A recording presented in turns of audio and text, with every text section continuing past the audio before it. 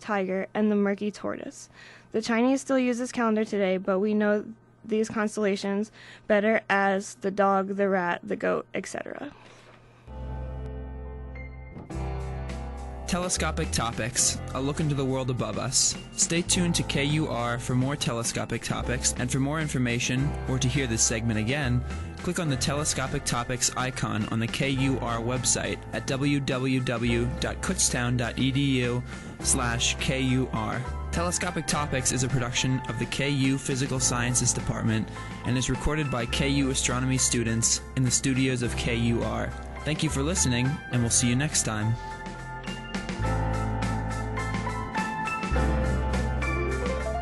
Any views or opinions expressed on KUR are not necessarily those of Kutztown University, Kutztown University Student Government, Kutztown University Student Services Incorporated, KUR staff and management, or other affiliated organizations.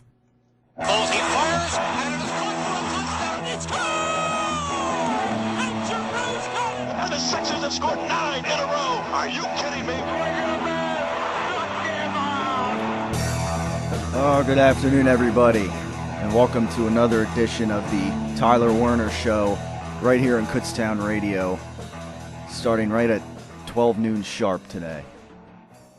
We got a big show today. I mean, I feel so much going on in the sports world, and to me, in my life personally, in general, which we'll get to a little later. But I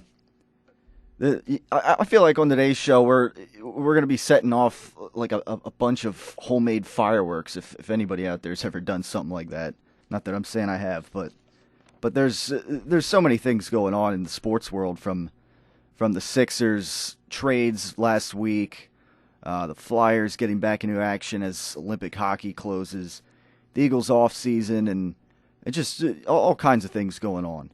First off, I want to get to the Sixers trades that they made last week. All kinds of moves. Now, and I'll preface it by saying that in the entire month of February, the Sixers have not won a game, and clearly they're playing the reset button game, where they hopefully they build with some of these around these young players that they have, that they decided to keep and not trade away, and draft some good players in the draft. Now, many people are saying, when they talk about the Sixers, like, oh, the Sixers right now are in second place.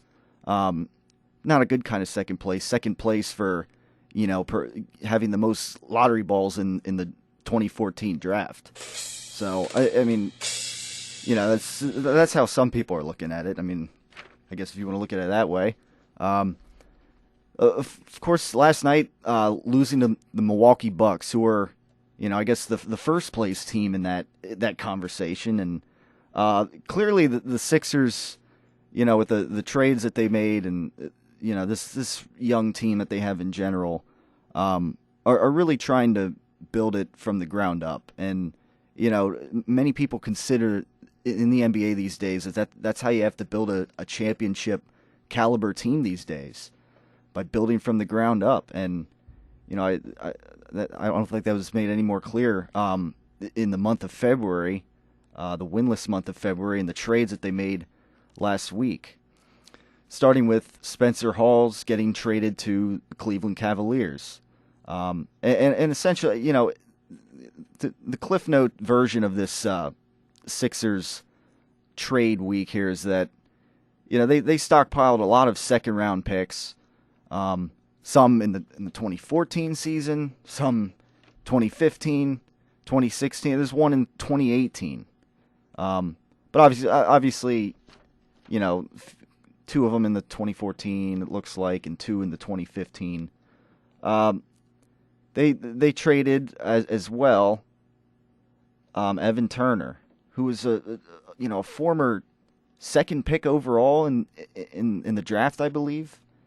And in return, essentially, they got a 2015 second round draft pick from the Warriors, because they also acquired Danny Granger, but he was, quote, PO'd that essentially that he got traded to the Sixers from the Indiana Pacers. It's one of the favorites to win the NBA championship this year, and he's going to be looking for his release. He's already made that clear, and obviously he's not happy about that.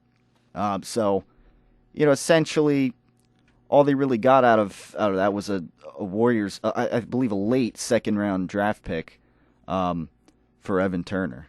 So that's all right, but anyways, I mean, overall, I mean, a lot of cap space, understandably so. Young team. Guess we'll have to wait and see. If they get lucky in the draft, see if they actually end up getting the first place spot in the draft. Really, I mean, the Milwaukee the Bucks. Are they going to lose more games than the Sixers the rest of this year? I mean, the Sixers already lost to them last night. I mean, at this point, I guess all you can do is hope that, either the Sixers get lucky in the draft, maybe they can get Andrew Wiggins, the guy many people are considering the crown jewel of this upcoming NBA draft. Or there's a few other guys that the Sixers can possibly get in the first round.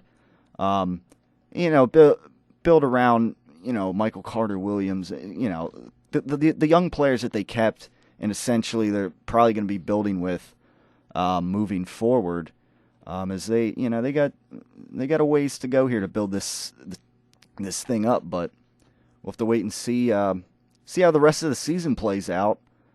See if the Sixers, win any more games. I mean, I guess they're due for a couple wins at some point, but clearly this season is getting, is basically been in tank mode. And, I think it's only fair that, they for the rest of the season or something, slash ticket prices in half, or, gives fans some kind of rebate, because, I mean, all the product that we're now seeing of the Sixers, has essentially is really dropped in value if you think about it. I mean, fans go to a game and they don't just go to see, NBA superstar. They also pay to see performance and results. And obviously, you're not seeing too many results.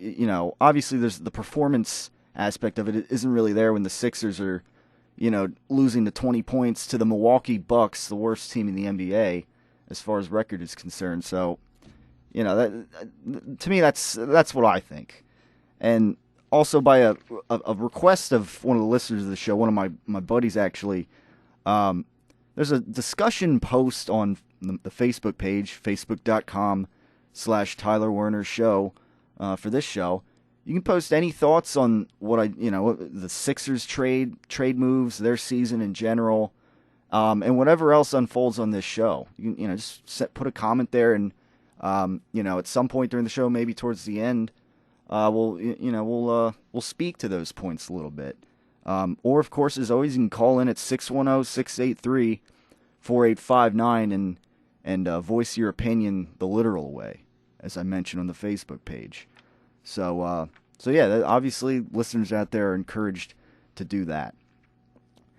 Now, this is one of the rare occasions that you'll hear any kind of NASCAR update, but for those who are invested in NASCAR, obviously Dale Earnhardt Jr. wins the Daytona 500. So that's your NASCAR update of the day, for those who are interested in that. The Olympics are, have been, Olympic hockey in particular is the only really Olympic topic I've been talking about on this show. Olympic hockey comes to a close this week. And, of course, with that in mind, the Flyers will be back in action this week. But no, as far as the Olympic hockey goes, Canada takes the gold medal. To me, it wasn't a big surprise. They were, I believe now they're the first time they repeated, a title in since the 80s, I believe, or it was the first time that somebody won back-to-back gold medals in Olympic hockey in a long time, to put it short. And, essentially, you had, obviously Canada was a favorite. Sweden was looking pretty strong this season, who ended up being the silver medalists, losing to Canada 3-0 in the finals. And, of course, Russia was another favorite, but they were upset a little earlier on in the tournament. And the United States team, they put up a good fight against Canada in the semifinals, but unfortunately, they fell a little short. Got shut out 1-0. To the surprise of many, a pretty U.S. had they kept Canada. Guys like Sidney Crosby, a high scoring potential team. They kept them to only one goal, but they didn't score any goals themselves. So, after that, they had a bronze medal game against Finland, essentially. I guess the U.S. was just, they didn't care about the bronze medal. Maybe they felt it was a consolation prize or whatever. But they lost. They dropped 5-0 in the bronze medal game to Finland. So I guess they were that down on themselves or whatever that they lost 5-0 in a bronze medal game, and I guess the bronze medal didn't mean anything to them essentially. And after a tough 1-0 battle, I guess with Canada, I don't know. I guess that hurt them a little bit, but like I said, Flyers will be back in action this Thursday night. Tell Steve Coates, I bet, is excited. They're going to take on the San Jose Sharks. We'll go through the standings, I think, a little later, but I believe that they are one of the teams at the top of the stronger Western Conference in the NHL. They also got a bout with the New York Rangers on Saturday, and the Washington Capitals the next day on Sunday. So, interesting games. Be glad to get back to seeing, following the Flyers again, as they were heading into the Olympic break pretty strong with riding a 4-game winning streak against some pretty good teams. So, it'll be interesting to see how the Flyers return. A lot of guys like Claude Giroux, not in the Olympics, so might be well rested, and raring to get back on the ice, playing in an NHL games. So be interested to see what goes down there. Like I said, I got all kinds of things written down for today's show. There's so much to talk about. Chip Kelly declines to speak on the scouting combine, or during the scouting combine, or whatever. That was, I guess, that job was left more to Howie Roseman, the general manager. I'm a little critical of this, Chip Kelly. He doesn't have to give away the corporate plans, or whatever. Just say, like, we're looking at this guy, we interested in seeing what he might be able to do for us, etc. One of the things that we criticized the demise of the Andy Reid era for was that, towards the end we felt like, the franchise, Andy Reid would lock the franchise away in a closet, and kind of left the fans guessing and not informed enough. It's just one of those things. And Chip Kelly, obviously a shocking 10-6 finish this season is great and all, but keep us at least speak to it. Chip Kelly doesn't give too much away in his press conferences as it is. He has his own clever way of working around reporters and this and that, the journalists asking the questions and whatnot. But it really, all you have to do is just speak and just be a little straightforward in general, like you always would be in the scouting combine. It's that simple. But nevertheless, the Eagles are reportedly they met with Johnny Manziel yesterday. I don't, again, I don't know how much this means, really in the grand scheme of things. I mean, they met with Geno Smith last year. I believe early March, they gave him a workout, and, I mean, so I don't know if it really means anything. I mean, I don't know. Maybe they really like him. I have no idea. But then again, I mean, you have Nick Foles, who for the most part played himself into the starting position, at least for this upcoming 2014 season. But as Chip Kelly has said, he's always open to competition. As far he's which we saw last year with Michael Vick and Nick Foles. Obviously, it'll be interesting to see what goes down. If people care. I mean, Johnny Manziel had the fourth fastest 40 time at 4.68. He's known for his mobility, obviously, in the college game. But as far as in short, to me, Johnny Manziel. I mean, it's going to be a little different in the NFL. He's not quite going to have the same kind of lanes that you'll see on some of the highlights of his college year this past year, Texas A&M, and it's going to be different. I mean, I think there's going to be some kind of learning curve for him, and any other quarterback perhaps, but nevertheless, I mean, the Eagles apparently met with him yesterday, and I guess we'll wait and see if anything else comes out of that. Now, let's see here. I got so much written down that it's like where do I start, or where do I go pick up from here? But last week, Ray Rice, there was obviously a domestic violence issue.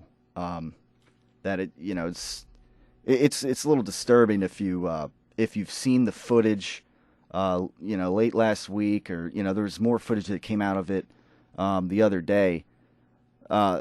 Ray Rice of the Baltimore Ravens, I guess, got in some kind of scrap with his fiancée, and if you see the footage, or if you saw the first pieces of footage that we got from this, he drags his fiancée out of this elevator like a sack of potatoes, and apparently there's more footage revealed of him knocking her out, and it's quite disturbing if you think about it, and it's going to be interesting to see how the NFL deals with this, how the Baltimore Ravens deal with this, and I thought it's also interesting to me. I mean, I think it was like symbolic on Thursday night after I saw this footage.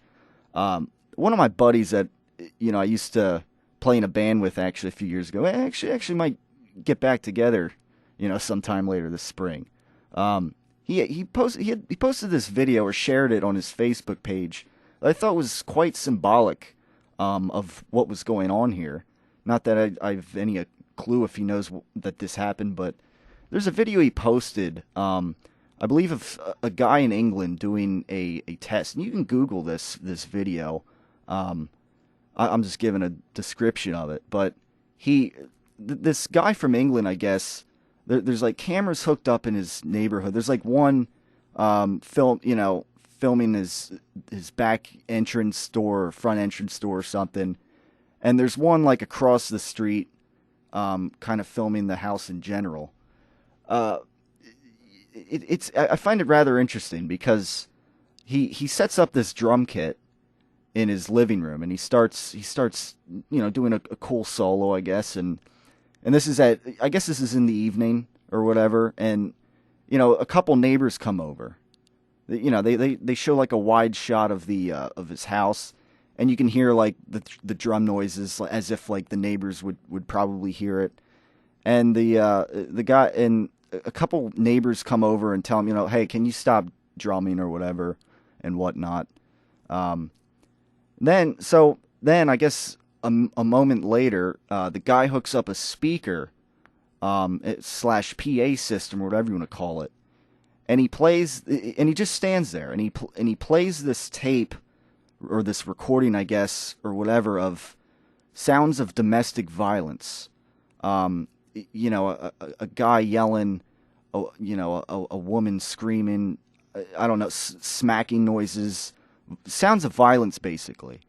And again, they show like a shot from across the street, and like the drum solos, you could hear these sounds that he was blasting on this speaker. You could hear it from across the street when they show that camera angle or whatever. And the kicker of this video here is that nobody comes over and says anything. Nobody does anything. Nobody calls 911. People came over and were bothered by the drum solo. But when it came to, sounds of domestic abuse, domestic violence, whatever you want to call it, nothing. Nobody reacted or whatever. People were too afraid to react. Just a little thing here. I mean, if, you gotta call 911 or something if you hear something like that going on in your neighborhood. I thought it was an interesting video, and again, you can Google that video, and it's a pretty interesting video, and I think it speaks a lot. I think it's symbolic of what this Ray Rice domestic violence thing is. I mean, the point is, we got to prevent it. So, running into the first break here, 610-683-4859 is the number to get in, and don't forget facebook.com/Tyler Werner Show. Comment on the discussion post. So we'll be right back after these messages. It's Telescopic Topics, a look into the world above us.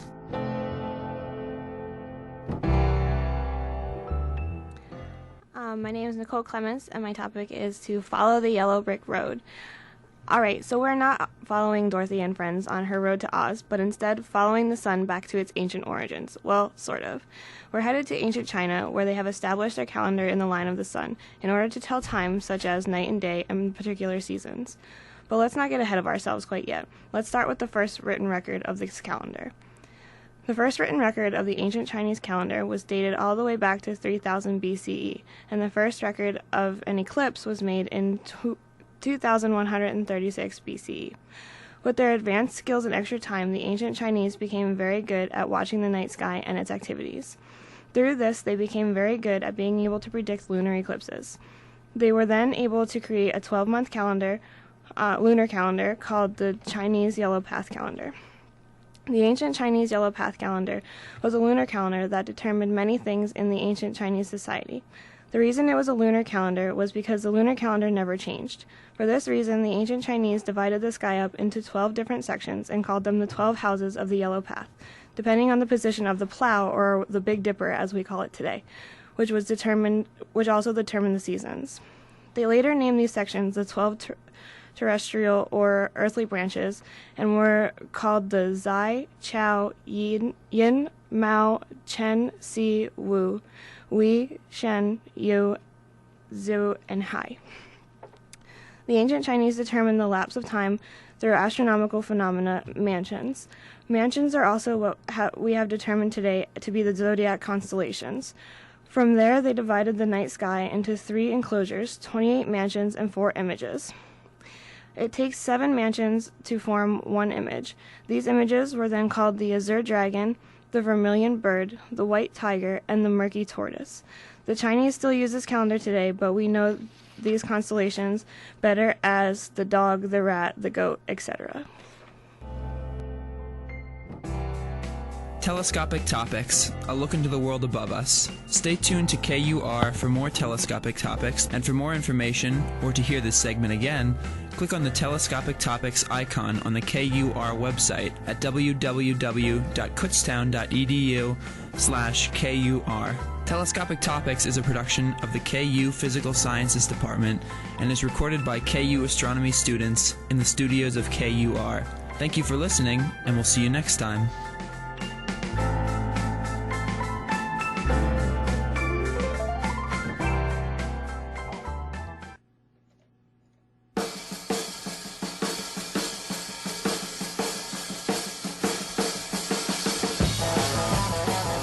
$12:23 right here in the Tyler Werner Show. 610-683-4859 is the number to get in. and Facebook.com/Tyler Werner Show. That's how you can get in on this. If you want to, just comment on the what's going on in this whirlwind of a show. Already got a comment from my buddy Wayne. Lives like a mile away from me, and I commute about 40 minutes to come up here. What are your thoughts on the whole Riley Cooper / Jeremy Maclin situation? Who would you keep, Cooper or Maclin? And coincidentally, we were going to head in that direction on this show. Obviously, by the looks of it, it looks like they're going to only keep one of them. That's what most people speculate. And, quite frankly, everyone is invited to get in on this topic. Riley Cooper or Jeremy Maclin, I think obviously, by the sounds of it, Cooper is going to want a bigger deal from what I've heard last week. Jeremy Maclin, I guess he's testing the free agent market, if he gets a multi-year deal, I think most likely they'll keep Riley Cooper. Maclin, he has a larger sample size, whereas Cooper, he had a pretty good year, at least down the stretch in the second half of the season, and I think it's really up. It's a little up in the air. It's going to depend on, does Maclin get a long-term deal somewhere else, or does he just settle with Philadelphia? Does Philadelphia want to bring him back? Coming off of his season-ending injury last year. I think Jeremy Maclin, if he can get back to full strength, and I think he's the guy that you keep. And again, the monkey wrench in this whole thing as well is of course that there's a lot of wide receivers in this draft. One that could fall in the Eagles' lap at their later pick in the first round, or somewhere in the second round. There's definitely some prospects that the Eagles might be interested in. One of the things that people have been saying is that they want a big athletic receiver on the Eagles, and that could be the perfect counterbalance to Deshaun Jackson. And Riley Cooper could maybe be back in third receiver spot or something. Jeremy Maclin, I don't know. I guess it's going to come down to, if they evaluate somebody and that they feel is, maybe a big receiver that they want on their team. And who knows? Maybe they don't keep either Cooper or Jeremy Maclin. I guess it really depends on which way they want to go. It'll be interesting to see, which direction Chip Kelly goes here. If it were me, I think that if you can bring Maclin back, that would he would better serve you than Riley Cooper, if he's healthy enough. That's if he can come back from his injury like he could. I guess it's going to be going through their heads, whether or not Maclin can come back at full strength, and if he can, I'd say that he's your better bet. But Cooper. If they go with Cooper and they let Maclin go or whatever, I trust that they know what's best for them. They know, Chip Kelly. I trust Chip Kelly that he knows what he wants to do with his offense, who he thinks fits it better. Again, if they don't keep either of them and they draft a receiver or something, I'd be fine with that too. I'll trust that, Chip Kelly is going to, do the right thing there, for his receiving core, for his offense, and whatnot. Now, speaking of, again, so many things going on, but Nick Foles this past, actually yesterday, I guess, many might consider this breaking news. Nick Foles yesterday got engaged. How's everyone doing? Let's make some noise. Come on. So yeah, I mean, congratulations to Nick Foles. Let's give him a roaring round of applause for that. Apparently, apparently he's been pretty steady with, I guess, somebody from high school, and Nick Foles seems like a pretty calm, straight shooting guy. So I'm sure he'll have a nice marriage ahead of him, and yeah, I mean, who knows? Maybe he'll do another like Pro Bowl-esque speech at his roundup at his wedding reception, and I mean, How's everyone doing? So congratulations to Nick Foles is the bottom line. So anyhow, this is I hinted at this earlier in the show, that there's a little something interesting that went down this past weekend, that actually it relates to something I talked about on this show 2 weeks ago. And if you want to go back, I mean, this is the show that actually had the successful podcast. I believe, hopefully we have no crashes or whatever, and we should have today's show podcasted and put up on the Facebook page, either later tonight or tomorrow.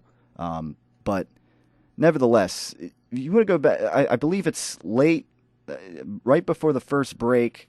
I was talking about Marcus Smart, not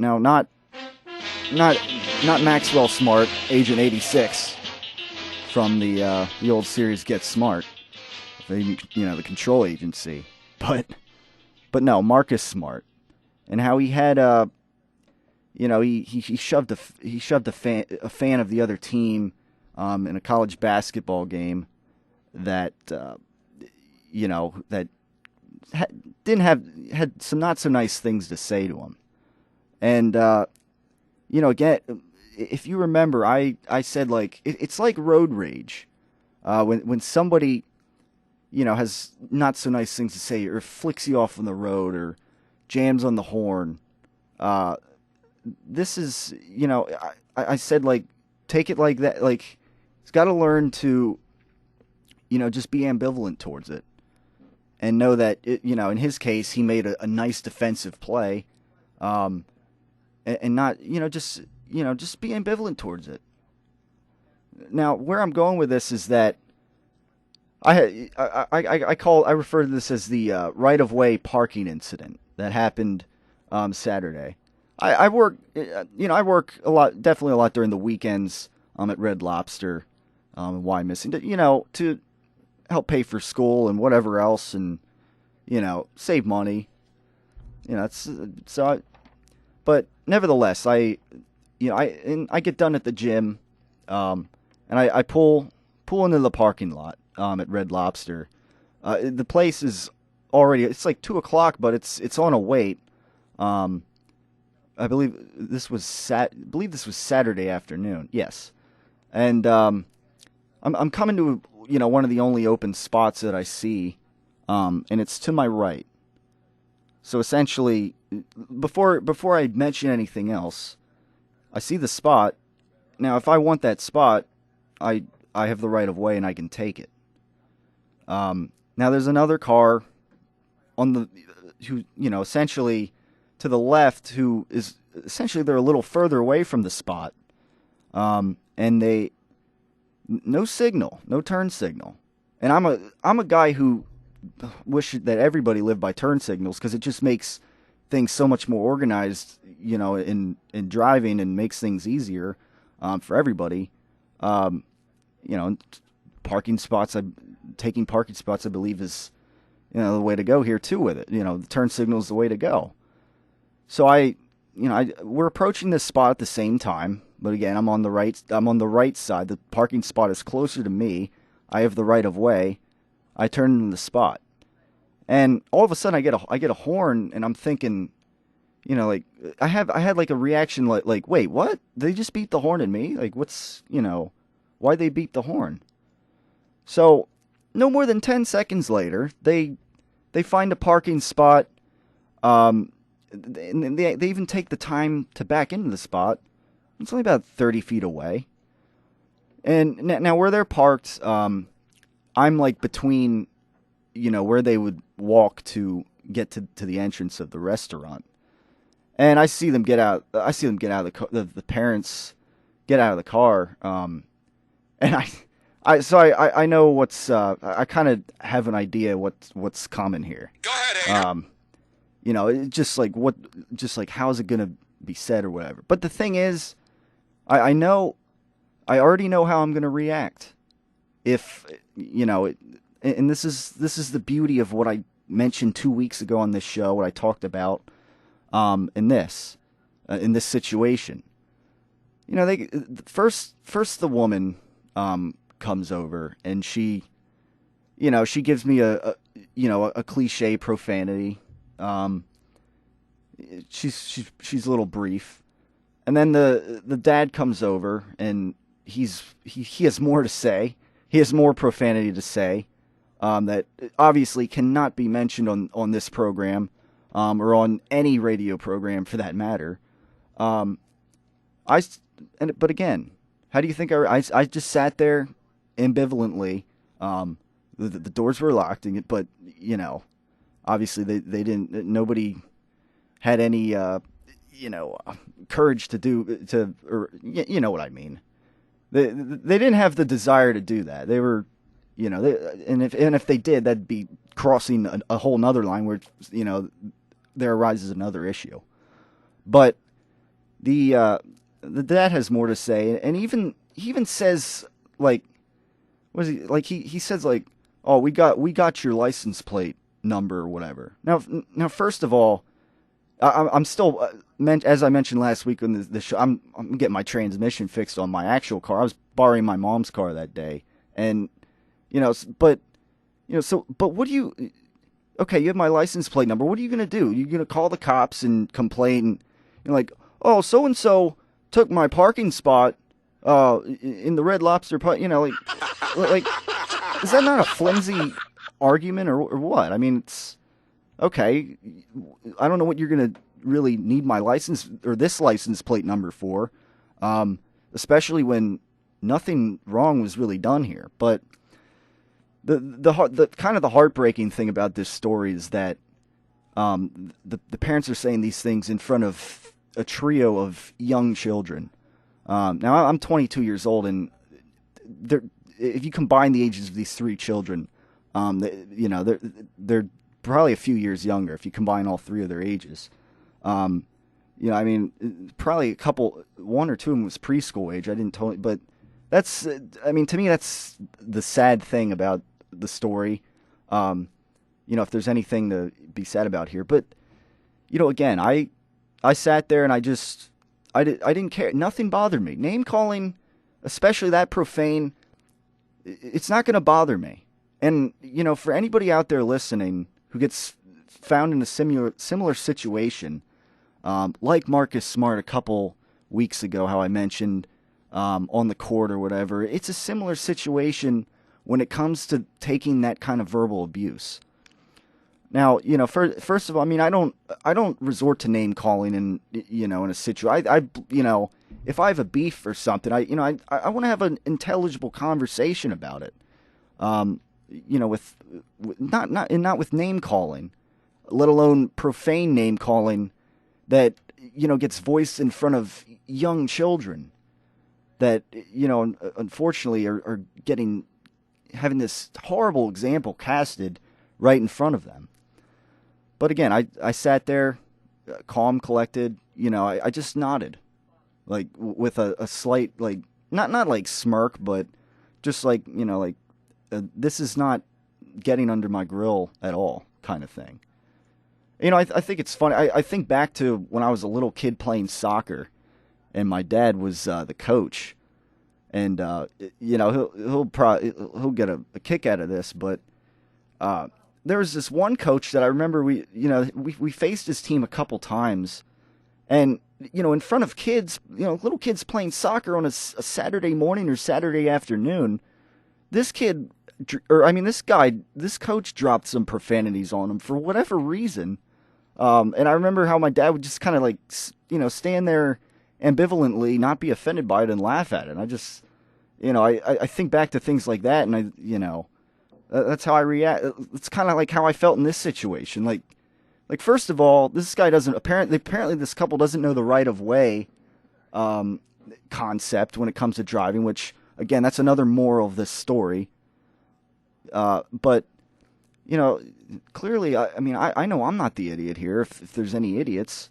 So, but furthermore, I guess they go into the restaurant, and I guess they decide that they don't want to wait for a table, because then a minute later they walk back to their car and they drive away. And, and I think that's fortunate, because if you're going to have that much of a short fuse and, be that, fed up in something that you don't need to be fed up about, I don't think you should be out in public eating in the first place. I agree. You go out to have a good time, and obviously they're kids, and I don't know if that's what they were out to do, if something like that was going to bother them that much. And again, it was all for nothing. It was all that for nothing. It was they drive away. Ultimately, they do not partake in dinner or lunch or lupper, I don't know, it was mid-afternoon, whatever you want to call it, at Red Lobster. So, but, with that kind of attitude that was projected towards me, and that I'm glad that they didn't eat there, because I'm sure that, they would have driven at least a server or, somebody crazy there, and, so that's fortunate. But anyhow, we're running into the next break. We'll end on a lighter note. Now that we got that story out of the way. 610-683-4859 and Facebook.com/Tyler Werner Show. If you want to quick drop a line on what we're talking about today. So yeah, that's that. And it is the Tyler Werner Show, and we'll be right back after these messages. If you're having trouble paying your home heating bills this winter, there's help available. Hi, I'm State Senator Judy Schwank with the Pennsylvania Moment. The Low Income Home Energy Assistance Program provides financial help with heating bills and furnace repairs to those families who qualify. For more information, call the LIHEAP hotline at 1-866-857-7095. I'm State Senator Judy Schwank with the Pennsylvania Moment. Ma, when's Dad coming home? It's getting dark. He just went jogging. But he's late. He's supposed to play catch with me. I'll play catch with you, Tommy. No, thanks. Tommy. Dad, you're bleeding. Ma! Yeah, Daddy did something really stupid, Tommy. Frank, what happened? Oh, I was jogging on the tracks. I had my headphones on. I didn't hear the train, and I slipped and fell. Thank God you're alive. I never saw that train there before. I rolled off the tracks just in time. I was shaking. The only thing I can think of was I'll never get to see my family again. Frank, please, promise me. I promise. I'll never do that again. I promise, sweetie. I promise. Always expect a train. Don't trespass on railroad property, or someone you love will get hurt. Stay off, stay away, stay alive. This message brought to you by Operation Lifesaver and this station. The image of drinking is parties, good times, and being cool. Mr. Smith, this is Kutztown Area Hospital. But the reality is, car crashes, missed classes, broken promises, and gripping addiction. Know the facts. They're sobering. This message was brought to you by the Kutztown Health Ambassadors. You can make a real difference to families in need. I'm State Senator Judy Schwank with the Pennsylvania Moment. Donate packaged, non-perishable food to your local food bank, or donate cash that the food bank can use to purchase food. It can make all the difference to families struggling to get by. For a list of food banks across Pennsylvania, log on to feedingamerica.org. I'm State Senator Judy Schwank with the Pennsylvania Moment.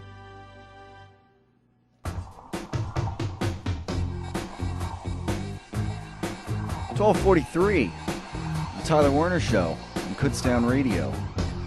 Again, big show today. Running out of time here down the wire. You can quick get in at 610-683-4859. Or comment on the discussion post for today, facebook.com/Tyler Werner Show. So, all right, we were talking all kinds of stuff today, sports and just everyday life.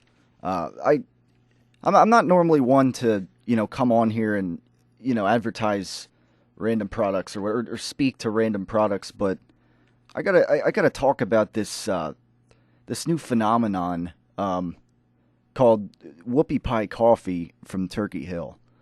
I guess it's limited time only or whatever. I mean, I don't know who out there is a coffee drinker like myself. I normally drink coffee, straight black, no sugar, no cream. I mix it up every now and then, and but this Whoopie Pie coffee is pretty interesting. It smells up the room like crazy. I get it. I get it every Monday and Wednesday now since I first tried it. I have a here in Kutztown in the electronic media major. You can have some long classes, and Monday, Wednesday I have a 9 a.m. to 12 a.m. or 12 p.m. class, and I made it a tradition those days, the past couple weeks to get a 24-ounce cup of this Joe, if you want to call it. And again, like I said, it smells up the room, like really, and especially in this classroom. It's a small classroom.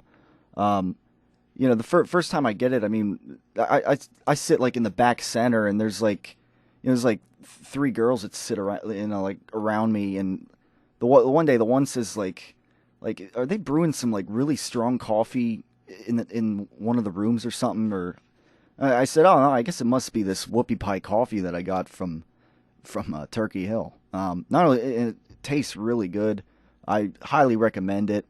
And again, I mean, I can drink it straight black, and it's not too sweet, and it's just right. But you can taste the chocolatey and creamy goodness, I guess, if you want to call it, out of this. So I mean, it's definitely good stuff, and like I said, it smells up the room, and when you got a girl sitting in front of you commenting on it, and it's. I guess that's a pretty nice thing, and I don't know. I haven't talked to anybody else yet who is on this campus who has tried it, but I highly recommend it, and hopefully it sticks around. I'll tell you who makes a good whoopie pie. My grandma makes a good whoopie pie, and come to think of it, whoopie pie or fudge yeah, it almost makes good fudge, but yeah, that's again highly recommended it. I highly recommend it, and if anybody on campus is listening, you probably know who, if you've seen somebody with this Whoopie Pie coffee and smelled it around, you probably this is the guy who is the I don't know, I guess the pioneer of it here on Kutztown University campus. But nevertheless, back to sports, the sports world here. Again, Flyers back in action this Thursday night at 7.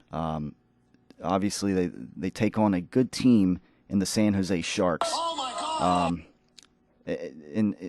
But before we get back to let's look at where the season is going right now for the Flyers, standing wise.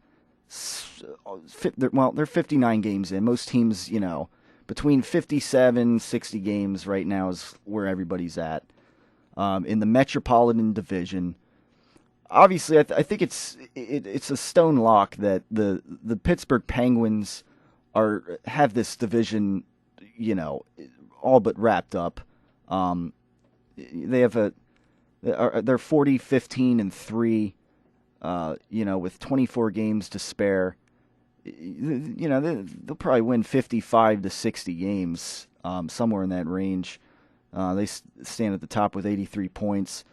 And right behind them, for wild card spots, are the New York Rangers at 67 points and the Flyers in third in the division at 66 points.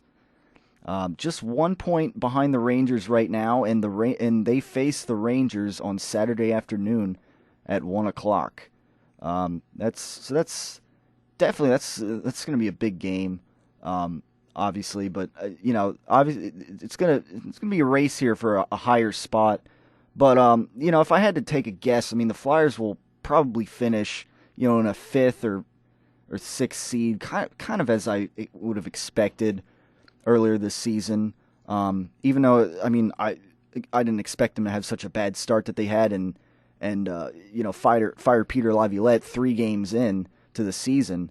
But they turned it around. They've been playing great, at least heading into the Olympic break earlier this month, and it'll be interesting to see how they play down the road here. I know they have some tough games with the Pittsburgh Penguins coming up in a week or so, and again, San Jose, this coming Thursday is no walk in the park over in the Western Conference. So it'll be interesting to see how they perform against some of these good teams. Against divisional rivals like the Rangers coming up.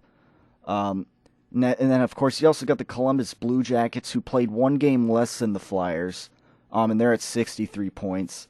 So, they could be another team. The Washington Capitals, who they have 2 games against. They have one on Sunday, and then a couple days later after that, they play the Capitals again. They're at 63 points, 59 games. So Columbus Blue Jackets have a slight edge over them, having played 1 less game. But, so those teams are in the mix as well. And even the Carolina Hurricanes and the New Jersey Devils, who sit at 61 points each, depending if one of those teams get hot, they could also, climb the ranks in the Metropolitan Division. The Islanders may be the only team that's, probably out of it as far as I'm concerned. 22, 30, and 8, 52 points. They're the clear cellar dwellers of this division right now. But the things have been looking up for the Flyers, and hopefully they can come back with a bang against the Sharks come Thursday at the Wells Fargo Center, and perhaps pick up a win. I don't know, maybe continue, pick up where they left off a few weeks ago as they headed into the Olympic break. And again, with Team Canada having not recruited Captain Claude Giroux of the Flyers, see if Captain Claude, as I like to call him, can be fired up, ready to return, and lead this team to some wins. Well, not just some wins, but a lot of wins as we close out the season. Now over in the Atlantic Division, because some things rest on how teams do in that division as well, as far as where seeds, as far as how seeds shake out in the Eastern Conference. The Bruins, it looks like the Penguins, they have a hand on their division. They're a few points behind the Penguins, but they're looking like they'll be the other division winner. The Tampa Bay Lightning, they're at 71 points. The Canadiens in that division are at 70. The Maple Leafs are at 70. The Red Wings are at 64. So, if it were to end today, let's pretend all the games played were even though they're not. If the points, in the way the points are, the Flyers would be looking at a wild card spot. Overall, the Atlantic Division is stronger. 5 teams would come out of the Atlantic Division, and 3 would come out of the Metropolitan Division. But it can't be like 6 teams from one division coming out of one, or 6 teams out of the Atlantic Division, can't come out, and only 2 from the Med. It has to be either 5 and 3 or 4 and 4, with the way the divisions have been aligned here in the National Hockey League. So that kind of helps the Flyers out a little bit if say the playoffs were to end today. But either way, Detroit would be the 8th seed if that were to happen, like pretend right now. But so I mean that's how it could end. It looks like it could be 5 teams coming from the Atlantic Division, with the Flyers or the Rangers being the 3rd place team out of the Metropolitan Division that gets the last spot out of that division. So, it'll be interesting to see how things, shape up here with the Flyers in the NHL as we get, as we quickly approach the month of March in just a few days, and effectively spring.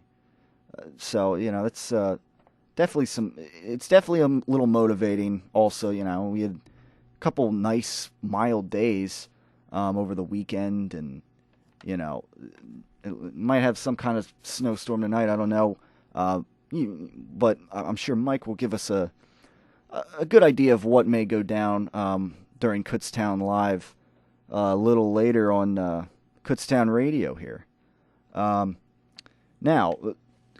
got to close on this. The NFL, a lot of people are talking about the new racial slur rule that is going to be put forward this coming NFL season. Essentially, a 15-yard penalty will be made if somebody says, racial slur that obviously can't be said on the air and whatnot. It sparked a lot of conversation, and on paper it sounds good, but it's going to be hard to enforce this, and there are so many layers to this. First of all, I find it interesting, like, how are they going to, call it? Like, if somebody commits this penalty, like, I wonder how the refs are going to word it. Like, are they going to say, like, racial slur, defense, number 59, 15-yard penalty, automatic first down, like something like that. I mean, it's going to be interesting to see how it's worded, first of all. To me, the 15-yard penalty is not, that's not a big deal here. I mean, I guess that makes it, gives the coaching staff and the team more reason to, keep it from not, keep these, such word from being said in their locker room and this and that, and get them in the habit of not saying it at all, because if it happens in the field, they'll get penalized for it, and it can create a critical, first down, or give the other team a first down or whatever. And obviously, in a big game situation, it's obviously can be game changing. But I would, I think, make them take a hit to their paycheck. Fine them. Now, obviously, if somebody gets caught with, saying, said word, and, the number of the players going to be called out.